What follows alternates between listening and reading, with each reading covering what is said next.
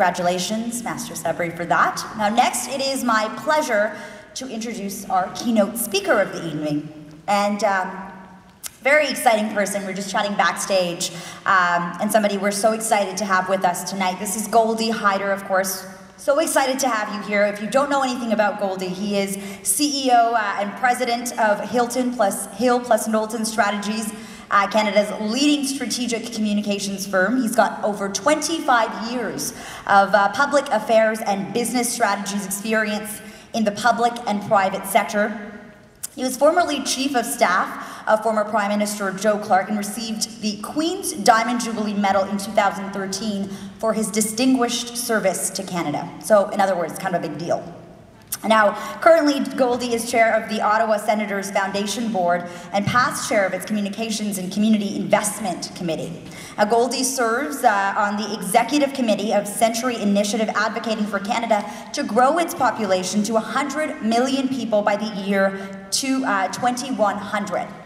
He's also a very active member of United Way of Ottawa, and Goldy is a regular commentator on business and politics in the national media, and if you know, he appears weekly on CBC's The Big Picture panel. He's married to Fatima, and together they have 3 wonderful daughters, and not only is he CEO, but he's also a regular writer. He writes about Canadian Muslims, so our stories as well. Please help me welcome to the stage Goldy Hyder.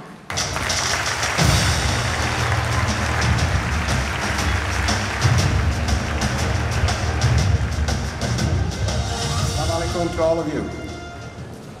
No, don't make me say it twice. Assalamu alaikum. If you're not proud to be a Muslim tonight, I don't know when you would be proud to be a Muslim, but all I can say is what I said to Azhar back there, which is, it's incredible the talent that exists in our community, particularly at the young level. I actually think we should cede the podium to all of them next year and let them speak, and we can all actually learn something. So thank you all very much for being so inspirational. Now, 2017 has been a year of milestones. Canada turned 150, I turned 50, and shortly thereafter, I received my first death threat. I wouldn't clap for that. Unless you're the guy who gave it, I wouldn't clap for that.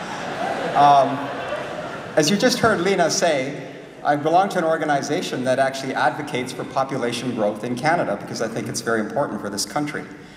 And this prompted a response on our Hill+Knowlton website, and I'm just going to read it to you.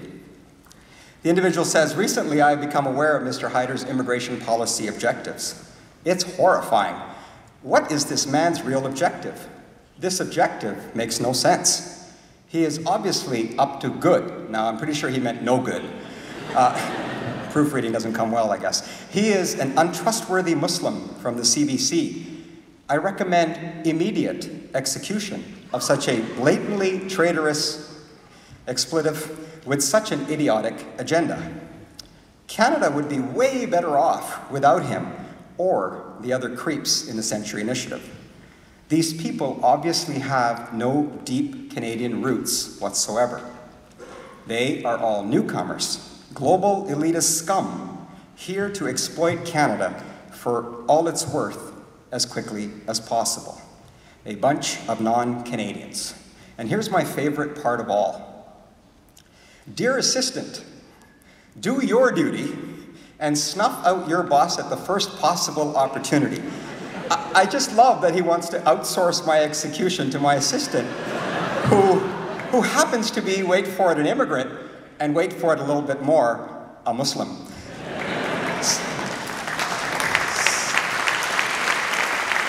So to recap, in 2017, Canada is still young. I'm not. And it's really hard being a Muslim. What I found astonishing about the death threat was that it came with a name, an email, and a phone number. Now, fake or not, it surprised me. And then came Charlottesville, and the alt-right rallies in Canada, and the infamous exchange between Jagmeet Singh and a heckler. Is he here tonight? It's too bad. I think we should have given him a standing applause for the reaction that he had, or standing ovation for the reaction he had. Now there's a pattern here, and the pattern is These people weren't interested in concealing their identities. They didn't care if their neighbors know. They don't care if their employers know. They don't even care if their families know. These people don't feel the need to mask their faces or their angry, hateful beliefs. It is as though hatred and discrimination have somehow acquired a perverse legitimacy. In some cases, it even gets you elected. Hatred no longer hides under a hood. And if hatred isn't afraid to show its face, neither must we. Now, it's clear that Muslims have a PR problem. Our brand has been tarnished by others, including those who are trying to hijack our faith. What can we do about it? Now, I assume, as Lena said, being a president of a PR company, that's why I'm here, is what can we do about it? I want to first commend Max for its mission to elevate the brand of Muslims. This is frankly what all of us need to do, elevate our brand in every sense of that term. And tonight is a wonderful example of the contributions that Muslims are making in Canada and beyond. But what about the other 364 days, when the achievements of Muslims aren't being celebrated in a beautiful hall like this? The reality is, the brand crisis we are experiencing is not temporary. Rather, it is unfortunately a permanent state of affairs, as must be our response.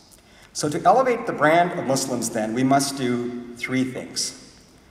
First, we must tell our stories.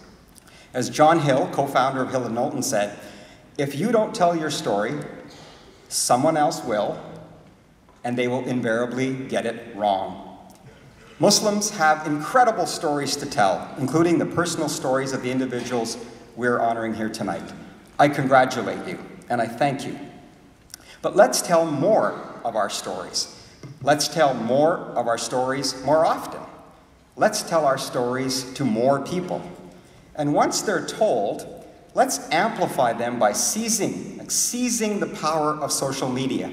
Facebook, Twitter, Snapchat, Instagram, YouTube, you name it. The internet is the main tool of those who spout hatred, and we cannot allow them to monopolize it. Nature abhors a vacuum. Let's fill it with our stories, and in doing so, let's create a much broader forum in which to share those stories. A forum for both constructive dialogue and respectful debates. A forum where people can go to be informed and inspired. A forum that can be easily accessible to people in the convenience of their own homes. Perhaps something like a Max version of TED Talks. Now, I'm not a lawyer on copyright, but Waleed is, probably got somebody who does that, and maybe we can talk to him about it. But you get the point. We need to tell our stories in a way in which it's accessible to people, and people will share them. Now, of course, we cannot limit any such dialogue to just Muslims. And this brings me to my second thing we must do to elevate our brand. We must enlarge our networks. A recent poll showed that Canadians who personally know a Muslim overwhelmingly have a better opinion of Muslims in general. It is therefore critical that we engage and interact with Canadians of other faiths. It is not enough for us to talk about diversity in principle. We must take actions to advance diversity in practice. And moreover, we cannot simply ask for diversity from others if we are not prepared to embrace diversity ourselves. We must elevate the brand, the Muslim brand, by leveraging our personal relationships with non-Muslims. Muslim organizations and community events are important, and we must continue to support them. Frankly, we must do even more to support them. But we must also engage beyond them. I know that this happens in many cases, but my point again is we need to do more of it, and to do it more often. We must support and serve on the boards of non-Muslim charities, nonprofits, and other community associations. We must join political parties of all stripes, and further increase our participation in federal, provincial, and municipal elections as encouraged by the Canadian Muslim vote. We have already demonstrated that our vote, our participation, can make a big difference. We need to ensure that there is active Muslim participation in national and regional and local business organizations. Sometimes we can even make a point without saying a word, as was the case with the campaign to have Canadian flags proudly flying high outside of our mosques. The point, whether symbolic or more tangible, is simply this: if we only congregate together, we will only segregate ourselves. It is in our interest to integrate, but to be clear, that does not mean having to suppress our Muslim identity. Which brings me to the third point. We must self-identify as Muslims. To elevate the brand of Muslims in Canada, we need to put a face to it. I self-identify as a Canadian Muslim whenever possible. With Islamophobia on the rise, it is time for Canadian Muslims to raise up their hands and say, I am Muslim. We know that the advice of our parents and their parents as first-generation immigrants was to put our heads down and work hard. It's safer to fit in and stand out, they would say. I recall a conversation with my parents shortly after 9/11. I asked them, what do we do now? My father's advice to me was to keep my head down. Focus on my family, focus on my career, he said. But as much as I love and respect my father, my head and my heart were telling me something else. It's going to be really critical that real Muslims not go quiet. We would have to speak out. So I told my parents that's what I intended to do. And I could see in their eyes a dual reaction. On the one hand, the concern that any parent would feel under the circumstances. And yet on the other, a recognition that they had raised a son of principle and the pride that comes with that. I am glad of the decision I made then. What I learned is that Canadian Muslims are more open to our faith. Non-Muslim Canadians are more likely to open their arms to us. People fear what they don't know, what they don't understand.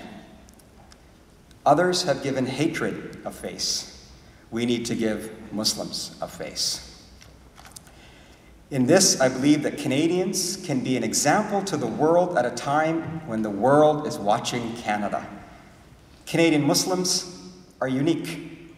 Our experiences are unique. Our perspectives are unique. Our opportunities are unique. And if we can elevate the brand of Muslims here in Canada, we can be a beacon of hope for Muslims around the world. We can help dispel those negative stereotypes by promoting our positive examples. We can strengthen our community by sharing our stories with others. And we can help be the voice of those who have been forced silent by fear and repression. Elevating the brand of Muslims in Canada is something that each of us can do in our own way on a daily basis. This gala is what you and I did today. What will we do for the next 364 days? Good evening, and thank you.